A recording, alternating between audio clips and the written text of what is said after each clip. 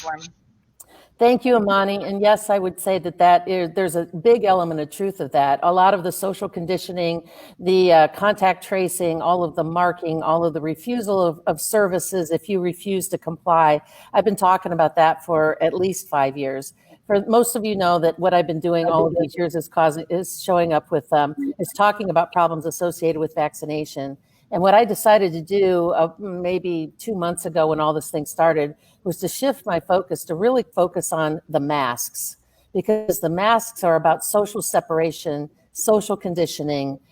They tried to separate us into vaccinated versus unvaccinated, and that didn't work very well because there was no external manifestation of being unvaccinated. You could say, yeah, I'm vaccinated, but really you weren't. But now you've got a visual external label or mark separating us into categories of obedient and compliant versus non-obedient and resistant, and it's very visible to everyone.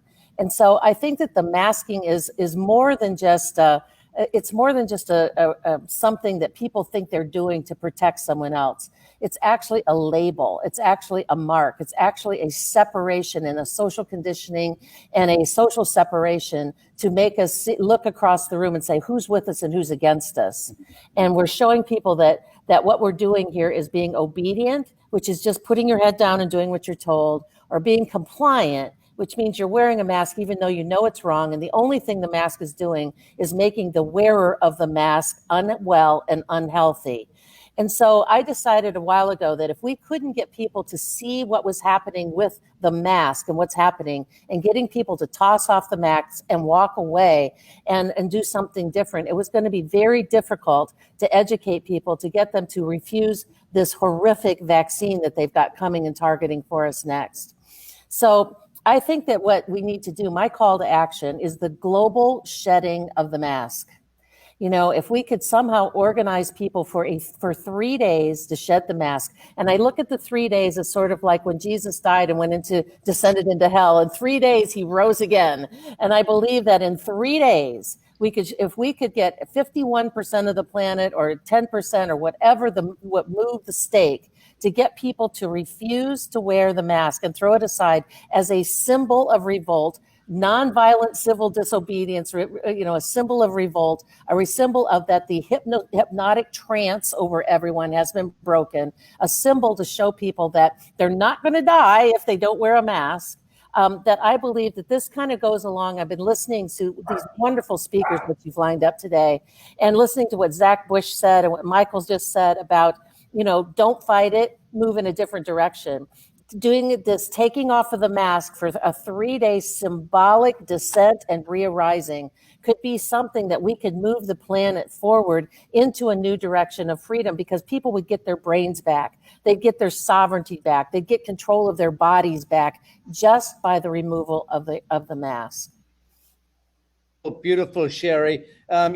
Christmas is, I'm reading a meme here that came through actually as you were speaking, and it was so synchronous. It says Christmas is a time where everyone pretends that Santa exists, and when he really doesn't exist. Everyone comes together to lie to their kids. If you don't lie to the kids, you're shamed and even attacked. Regardless, the ritual dominates all things. COVID reflects our obsession with lie-based rituals. COVID exists as much as Santa or the Easter Bunny exists. Our culture's most valued currency, therefore, appears to be lies and deception. Yes, and I think that goes right along with what you're saying. It's all fraud, all of it.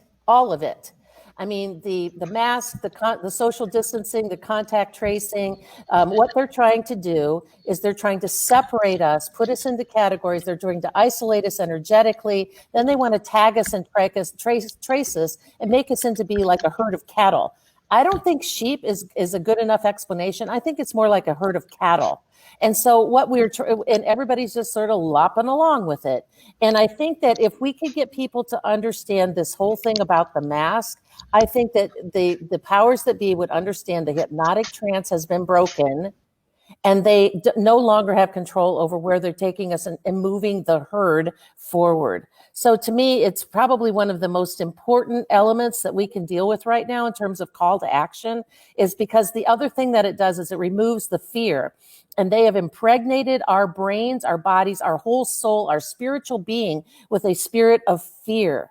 And fear and faith cannot operate in the same space. It's like trying to have a candle in a dark room. They can't operate in the same space. So if we could get people to undo the masks, that would release the fear. And sometimes you have to feel the fear and do it anyways. And that is the definition of faith.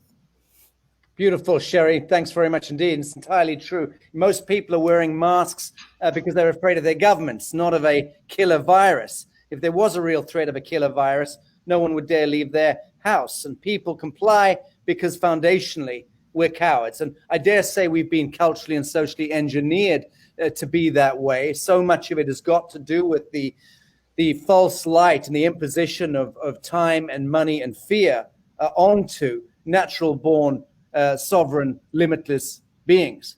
Exactly. I mean, and with that Babylonian, dare I say it, Roman Catholic Vatican complex interposition of money and usury and time and TikTok and scarcity economics. And as David and I discussed the other day with Judge Anna, the papal bulls of discovery, the papal bulls of scarcity, all that stuff appears to have socially and culturally engineered us into being these timorous little creatures, where even the gallant householder, the man, the protector, the provider, the one who's supposed to be out there on the front foot, protecting and defending his family, his kin, and the women folk, they are arguably the very worst and the most meek amongst us. And they're cowering indoors precisely because the only way they're able to nowadays prove their manhood is by being a provider, by getting Caesar's dime, getting the dollar. And if you can't get the dollar, if you're being threatened with having that dollar taken away from you, if you don't conform to policy, then of course you've been all but emasculated. And that's so much of the problem that we're facing, is that spirit has been torn from us. But Sherry, you speak to it so beautifully, and we're very, very grateful for that. I'll tell you what, that mask or unmasking campaign, please count on me, count on us to be fully behind that campaign. We should translate that into 26 languages and get that out to the world. We should really syndicate that, because I also agree. I think it comes down to totems like that. You tear off that goddamn mask in the first instance, and you're halfway there.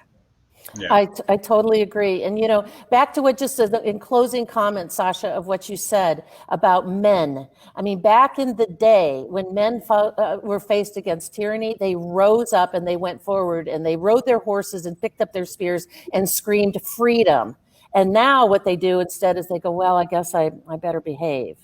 And so, to put that power of the soul back in men as right. The leader, and the voice of the women behind them supporting their men, so that those are co-creators of power going forward. I mean, God created man and women to be equal partners here. That's where, a woman was made from the rib of man, the middle of him, not the top or the bottom, to be a co-creator in power. And we've got both sides of the power equation here in this seminar and other things that you, Sasha and Imani, have put together to really move this forward powerfully. And if we together pulled off the mask on a global perspective for a 3-day revolt, nonviolent civil disobedience, yes. We will win. Good, done. Sherry, count on us. And thank you, Sherry. Indeed. Speaking of real men, we could